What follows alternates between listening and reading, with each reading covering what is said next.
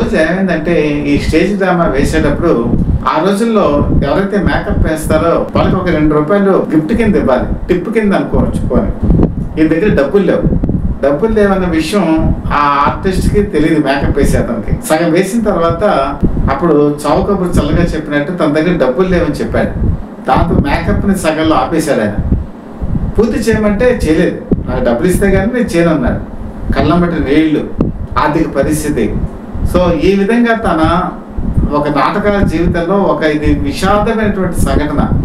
దాంతో అతను ఏంటంటే ఇంకా లాభం లేదు, ఈ నాటకాలు వేయటం వల్ల మనకి జీవితం గడవద్దు అని చెప్పి అనుకుని బస్ కండక్టర్గా జాయిన్ అయ్యాడు. ఇక్కడే జీవితం టర్న్ అయింది. ఈ బస్సు డ్రైవరు రాజ్ బహదూర్కి రజనీకాంత్ అంటే మంచి ఫ్రెండ్షిప్ ఏర్పడింది. రజనీకాంత్ ఎప్పుడైనా ఖాళీగా ఉన్నప్పుడు సిగరెట్లు ఎగరేయటం ఇలాంటివన్నీ చేస్తూ ఉండేవాడు.